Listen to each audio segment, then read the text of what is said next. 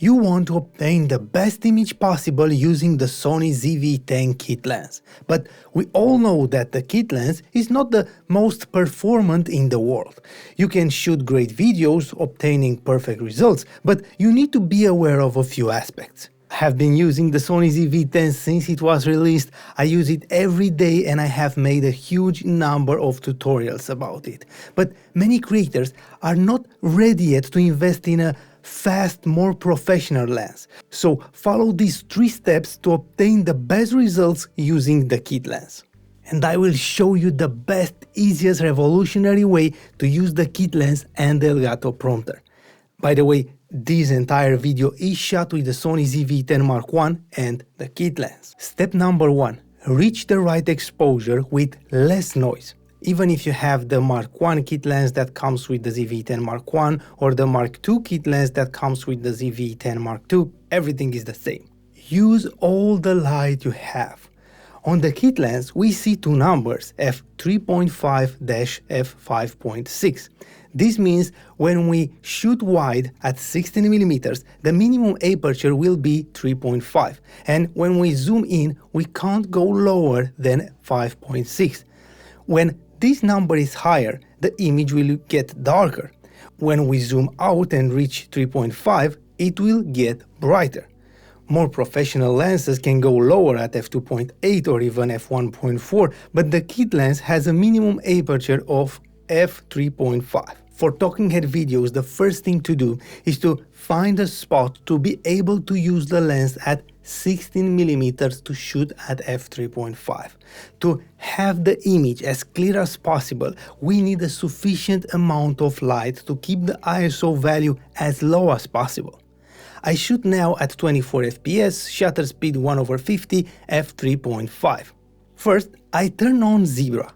Go to the menu number 2, submenu number 7, turn Zebra display on and set Zebra level to 70. This function will show you only on the camera screen some lines where the image is exposed at 70%. Your skin should be exposed to around 70%. Next, I set the ISO at 100. Now, I start to increase my lights until I see those lines appearing on my face. If I reach 100% with the lights and don't see the lines, keep the lights at 100% and start increasing the ISO until I see Zebra on my skin. When the ISO number is lower, the image will have less noise. When the ISO value is higher, some noise will appear in the image. With the ZV-E10, between 100 and 1600, the noise is okay, I don't consider it a problem. Over 1600, it will start to be more noticeable. If you need to raise the ISO at a much higher level to obtain a good exposure, the only way to have a clearer image is to invest in more powerful lights or find a spot where you can use natural light. You simply need more light. This is the first step to avoid a noisy image. This is how every lens works. It's not only about the kit lens, but the kit lens, not being a fast lens, most of the time requires more light. Step number 2, create more blur behind you. With a fast lens, this is easy.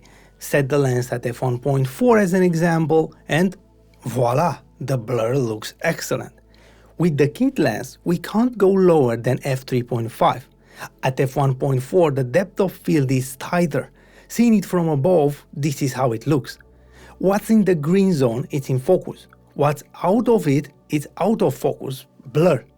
At f3.5, the depth of field is much wider and we are in great focus, but also what's behind us is more in focus, resulting less blur. If you zoom in and shoot at 50mm, you can reach a more pronounced blur, but for talking head creators, it's almost impossible to shoot at 50mm because we don't have huge spaces, and at 50mm with the kit lens, we need huge lights. This is not an option. Another way to have more pronounced blur will be to stay closer to the lens, but this is not an option because we will look distorted and we need to have a good shot and position in front of the camera. So what can you do? I will give you 2 options to improve this aspect. Number 1, when you set up your shot, try to position the camera and yourself so that there is a bigger distance between you and the background. For most talking head creators, this is difficult to shooting in normal apartment rooms, but if you analyze the space and you can, use the best spot to have the biggest distance possible between you and the background. I shoot using the diagonal of my room to maximize the space between me and the background. It's not easy and not everybody can do it, but it is the natural way to create a more pronounced blur behind you using the kit lens or any lens. But let me show you a bonus tip that you can use when editing, and after I will show you the best, easiest, revolutionary way to use the kit lens and the Elgato prompter. Now, you can find a way to apply this trick in almost any editing software, but I use DaVinci Resolve and I will show you how I accentuate the blur when I use the kit lens. When color grading your video, at the color page, add a new node and create a circle window. After, go to blur and increase the radius value until you see some pronounced blur in the window. Make it pronounced to see it better. After, go back to the window and reverse it by pressing this button. Now the blur will be outside the window. Because on most talking head videos we stay in the middle of the image, we can create a blur vignette to create the impression of a more pronounced blur. Adjust the window size and then make a more pronounced fade to make it look natural. Because I move my hands on the lower side of the image, I will try to make it more on the upper corners to look more natural. You can go now to the blur tab again and increase or decrease it until it looks good. This is before and this is after.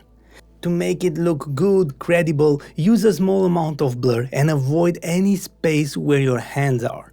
This is not to create the look of an f1.4 lens. It's a minor trick that can make the image shot at f3.5 look a little more professional. Don't abuse it. And now, let me show you the best trick to use your Elgato prompter with the kit lens. In the package, we have many adapter rings to attach the prompter to the lens, but we don't have one that fits the kit lens.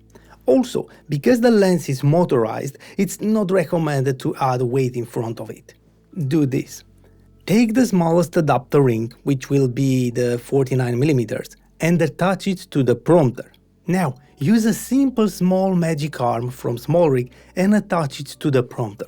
All you have to do now is turn the camera on first because the lens extends a little, attach the magic arm to the tripod and tighten it up when it's in the right position stuck to the lens. Look, it stays perfectly.